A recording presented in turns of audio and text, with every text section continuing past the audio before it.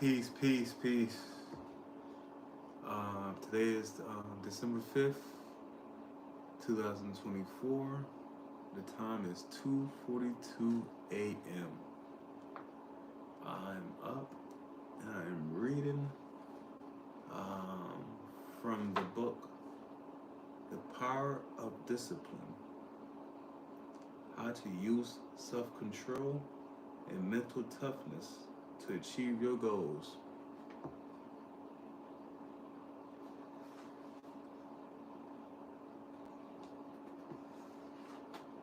Before I get started, go ahead, hit the thumbs up, the like button, the heart button, whatever you want to do. There's all love over here. We promote peace, love, unity, community, family. So yeah, let's go into it.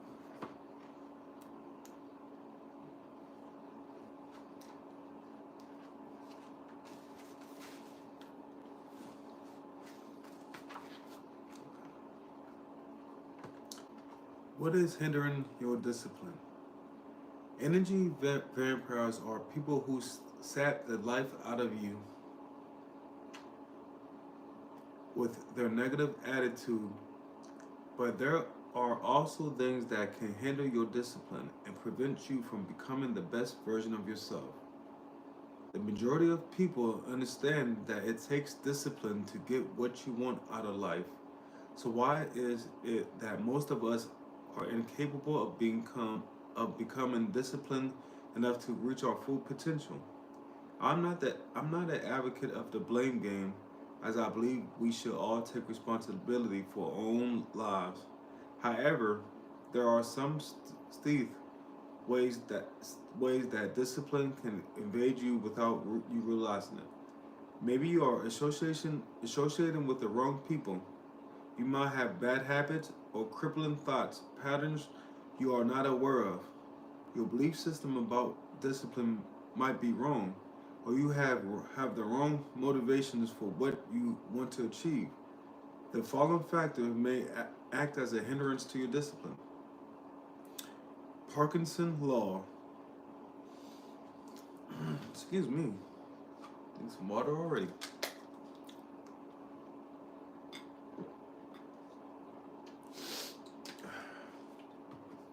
Sinuses. Parkinson Law. If you tend to procrastinate, one of the excuses you might use is that you work best when you are under pressure. Parkinson Law. Excuse me. Parkinson Law validates this justification.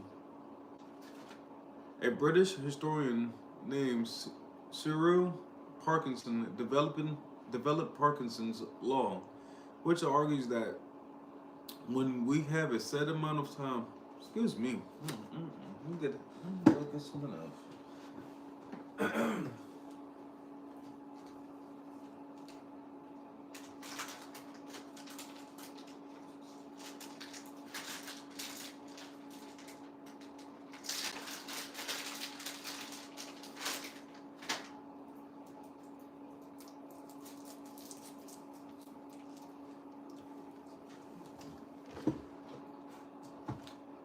Whew. Excuse me, thank you.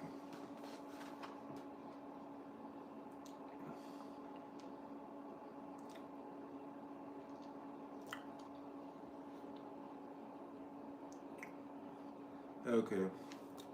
Which argues that when we have a set amount of time available, we will fill that time with our work. Parkinson stated, paying attention to the trend while employed by the British Civil Service, he noticed that as their bureaucracies increased, efficiency decreased. As employees were given more space and time, they took up more space and time. Parkinson noticed that even the most basic tasks were subconsciously made more challenging to fill the allotted time. However, when there was a tight deadline, they simplified the task to complete it faster. If Parkinson law is hindering your discipline, you can overcome it by setting yourself tight deadlines for your tasks. When you give a project when you give a projected time limit, you find a way to get it done in the shortest amount of time, and you won't overcomplicate things to fill the additional time you have available. By setting yourself early deadlines, not only not only you are always challenging yourself, but you also put yourself under pressure to finish early, which frees you from the stress of rushing at the last minute to meet deadlines.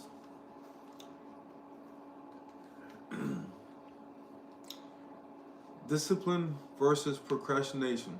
Procrastination hinders self-discipline. We convince ourselves that we are not taking actions because we are waiting for the right time or the right circumstances. For example, you might decide to take a break from the gym because your legs are sore.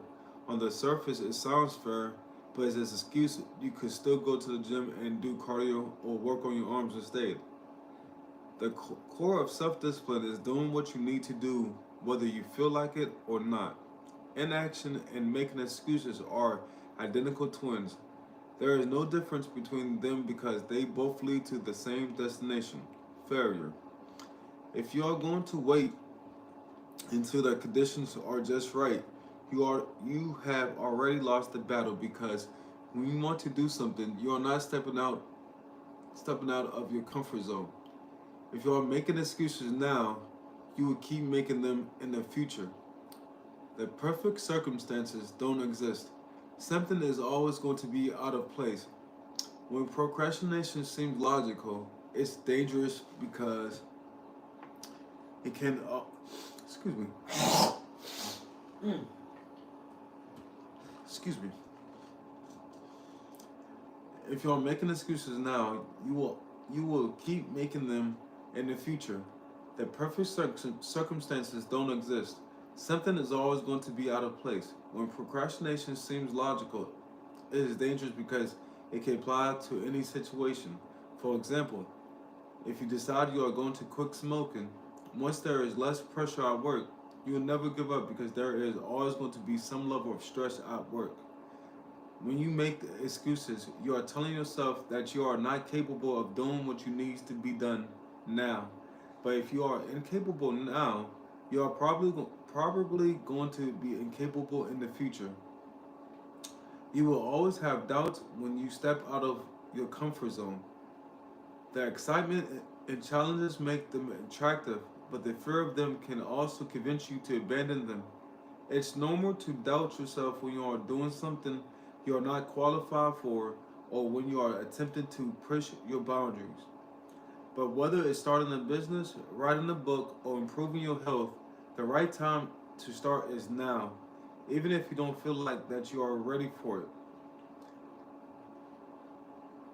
Another form of logical procrastination is spending too long on the planning stage when it comes to how long you are going to achieve your goals. It is important to plan, however, there is no need to overanalyze things. The more time you spend planning means less time spent doing, which increases your chances of never getting started in the first place. The key to start working on your project and figure out the detail as you go. Society also plays a role in our love-hate relationship with procrastination. The media encourages us to strive for perfection, whether it's our marriage, place of employment, or social lives. This encourages procrastination because it's impossible idea to achieve. The fear of failure sets in, and you keep postponing what you need to do to achieve your goals. You will push yourself into action when you realize that perfection and procrastination are both obstacles preventing you from becoming successful and disciplined.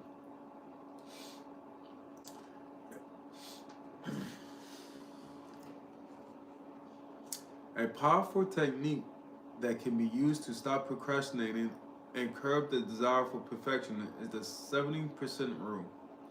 The 70% rule states that you should get to work when you are 70% certain that you will succeed. 100% certainty doesn't exist. You will never know whether something is going to work out unless you try it. The only way you are going to master discipline is through constant action. So when you arrive at the 17% mark, decide that you are going to do it and stick to it. For example, you might want to compete in a marathon, but you know you are not fit enough. At your current state of athletic ability, you might be able to run 2 miles. That is your 70%, and that's where you should start. As you train, you will keep building more strength, and before you know it, you are ready to run a full marathon. False hope syndrome.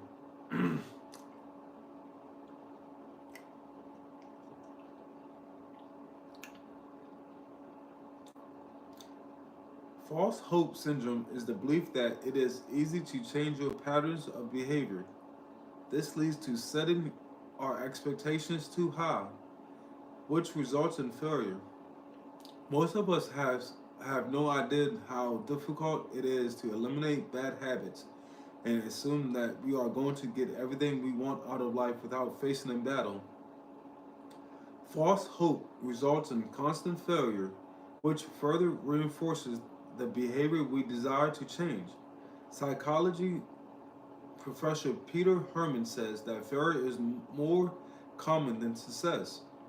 Even though failure is never the goal, Even though failure is never the goal, the reason for this is that we aim for extreme transformation that we are incapable of sustaining.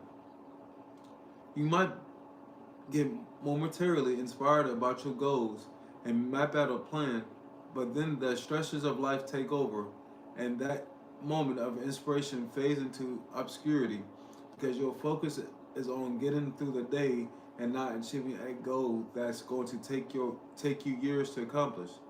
If you desire in life, if what you desire in life comes easy, it's not worth having. It takes time to achieve big dreams. There is no such thing as overnight success. Every successful person you see in the media experience serious turmoil to get where they are today. All we see is the end result and assume that it was easy for them. Most people want success, but when they realize what it takes to achieve it, whether consciously or unconsciously, they bow out gracefully. When you are evaluating the things that you are hindering your discipline, take note of your action. Are there any ways you are self sabotaging? There is nothing pleasant about discipline, but we take also make it harder on ourselves. In the next chapter, you will learn about the importance of getting uncomfortable with being uncomfortable. Mm-mm-mm.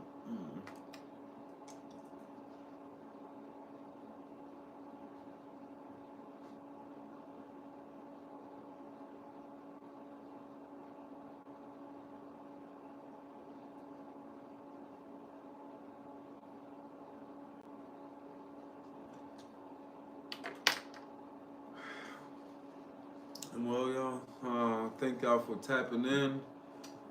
YouTube, Facebook, thank you for watching. Thank you for tapping in. Um, I read just a chapter for right now because I have something to do, but I will be back on in a few. So, um, yeah, go ahead to subscribe button, like button, heart this up. Just gave y'all 15 minutes of reading right now, and when I come back, I'm gonna do some more. So uh, this is getting good. So I see y'all soon. Remember, we promote peace, love, unity, community, family. And that's what it should be about, y'all. That's what it should be about. Until I come back on, peace. Peace. All right, y'all. See y'all in a minute.